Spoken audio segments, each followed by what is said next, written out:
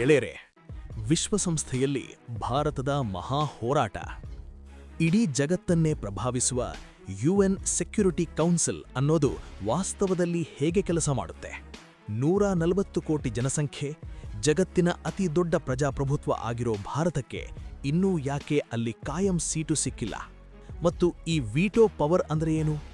ಅದು ಭಾರತದ ಕೈಗೆ ಬಂದ್ರೆ ಜಗತ್ತಿನ ಪವರ್ ಸಮೀಕರಣ ಹೇಗೆ ಬದಲಾಗುತ್ತೆ? ಇವತ್ತಿನ ವಿಡಿಯೋದಲ್ಲಿ ಇದನ್ನ ಕ್ಲಿಯರ್ ಆಗಿ ಡಿಕೋಡ್ ಮಾಡೋಣ. ಮಿತ್ರರೇ, ನಮಸ್ಕಾರ. ನೀತಿ ಡಿಕೋಡ್ಗೆ ಸ್ವಾಗತ.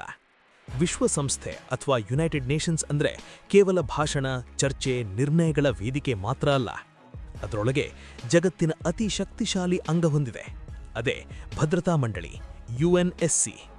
ಈ ಯುಎನ್ಎಸ್ಸಿ ಬಳಿ ಯುದ್ಧ ಘೋಷಿಸುವ ಅಧಿಕಾರ, ಆರ್ಥಿಕ ನಿರ್ಬಂಧ ಹೇರುವ ಅಧಿಕಾರ, ಯಾವುದೇ ದೇಶದ ಭವಿಷ್ಯವನ್ನೇ ತಿರುಗಿಸಬಲ್ಲ ಶಕ್ತಿಯಿದೆ. ಭದ್ರತಾ ಮಂಡಳಿಯಲ್ಲಿ ಒಟ್ಟು 15 ಸದಸ್ಯ ರಾಷ್ಟ್ರಗಳಿರ್ತವೆ.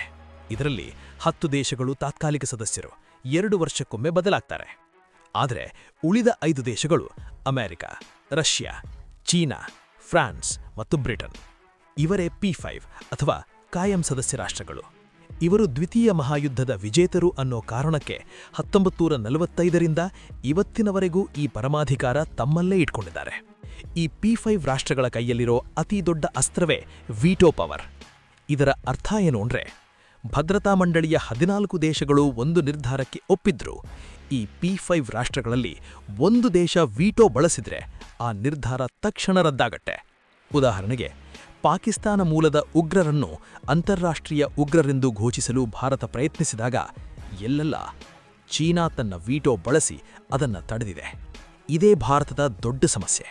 ಹಾಗಾದ್ರೆ ಪ್ರಶ್ನೆ, ಭಾರತ ಯಾಕೆ ಈ ಕಾಯಂ ಸೀಟುಗಾಗಿ ಇಷ್ಟೊಂದು ಹೋರಾಡುತ್ತಿದೆ? ಮೊದಲ ಕಾರಣ, ಭಾರತ ಇವತ್ತು ಜಗತ್ತಿನ ಅತಿ ದೊಡ್ಡ ಪ್ರಜಾಪ್ರಭುತ್ವ, ವೇಗವಾಗಿ ಬೆಳೆಯುತ್ತಿರುವ ಆರ್ಥಿಕ ಶಕ್ತಿ, 140 ಕೋಟಿ ಜನರ ಧ್ವನಿ ಜಗತ್ತಿನ ಅತಿ ದೊಡ್ಡ ನಿರ್ಧಾರ ತೆಗೆದುಕೊಳ್ಳುವ ವೇದಿಕೆಯಲ್ಲಿ ಇಲ್ಲ ಅಂದ್ರೆ ಅದು ಪ್ರಜಾಪ್ರಭುತ್ವದ ವಿಡಂಬನೆಯಲ್ವಾ? ಜಾಗತಿಕ ಜನಸಂಖ್ಯೆಯ ಸುಮಾರು 1/5 ಭಾಗ ಹೊಂದಿರುವ ಭಾರತಕ್ಕೆ ಅಧಿಕಾರ ನಿರಾಕರಿಸುವುದು ಎಷ್ಟು ನ್ಯಾಯಸಮ್ಮತ? ಎರಡನೇ ಕಾರಣ, ಯುಎನ್ ಪೀಸ್ ಕೀಪಿಂಗ್ ಫೋರ್ಸ್. ವಿಶ್ವದ ವಿವಿಧ ಸಂಘರ್ಷ ಪ್ರದೇಶಗಳಲ್ಲಿ ಶಾಂತಿ ಕಾಪಾಡಕ್ಕೆ ಅತಿ ಹೆಚ್ಚು ಸೈನಿಕರನ್ನು ಕಳುಹಿಸಿದ ದೇಶಗಳಲ್ಲಿ ಭಾರತ ಮುಂಚೂಣಿಯಲ್ಲಿದೆ. ಆಫ್ರಿಕಾ, ಮಧ್ಯಪ್ರಾಚ್ಯ, ಲ್ಯಾಟಿನ್ ಅಮೆರಿಕ, ಎಲ್ಲೆಲ್ಲ ಭಾರತೀಯ ಸೈನಿಕರು ತಮ್ಮ ಪ್ರಾಣವನ್ನೇ ಪಣಕ್ಕಿಟ್ಟು ಸೇವೆ ಸಲ್ಲಿಸಿದ್ದಾರೆ. ಇಷ್ಟೊಂದು ಕೊಡುಗೆ ಕೊಟ್ಟ ಮೇಲೂ ಭದ್ರತಾ ಮಂಡಳಿಯಿಂದ ಭಾರತ ಹೊರಗೆ ಇರುವುದು ಅನ್ಯಾಯ ಅನ್ನೋದೇ ಭಾರತದ ವಾದ. ಭಾರತದ ಈ ಹೋರಾಟಕ್ಕೆ ಅಮೆರಿಕ, ರಷ್ಯಾ, ಫ್ರಾನ್ಸ್, ಬ್ರಿಟನ್ ಈ 4 ದೇಶಗಳು ಓಪನ್ ಆಗಿ ಬೆಂಬಲ ಸೂಚಿಸಿದೆ. ಆದರೆ ಒಂದೇ ಒಂದು ದೇಶ, ಚೀನಾ, ಭಾರತದ ದಾರಿಗೆ ಪದೇ ಪದೇ ಅಡ್ಡಿ ಹಾಕ್ತಿದೆ.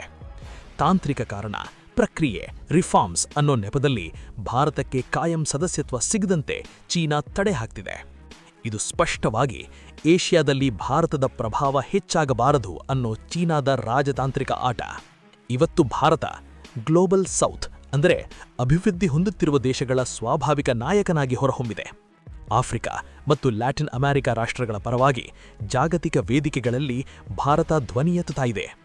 ಭಾರತಕ್ಕೆ ಯುಎನ್ಎಸ್ಸಿ ಕಾಯಂ ಸೀಟು ಸಿಕ್ಕರೆ ಅದು ಕೇವಲ ಭಾರತದ ಗೆಲುವಲ್ಲ, ಅದು ಇಡೀ ದಕ್ಷಿಣ ಗೋಳಾರ್ಧದ ಗೆಲುವು. ಪ್ರಧಾನಿ ಮೋದಿ ಕೂಡ ಹಲವು ಬಾರಿ ಎಚ್ಚರಿಸಿದ್ದಾರೆ. ವಿಶ್ವಸಂಸ್ಥೆ ಕಾಲಕ್ಕೆ ತಕ್ಕ ಹಾಗೆ ಬದಲಾಗದಿದ್ದರೆ ಅದು ತನ್ನ ಪ್ರಸ್ತುತತೆಯನ್ನೇ ಕಳೆದುಕೊಳ್ಳುತ್ತದೆ. ಒಂದು ಕ್ಷಣ ಯೋಚಿಸಿ, ವೀಟೋ ಪವರ್ ಭಾರತದ ಕೈಗೆ ಬಂದರೆ ಏನಾಗುತ್ತೆ?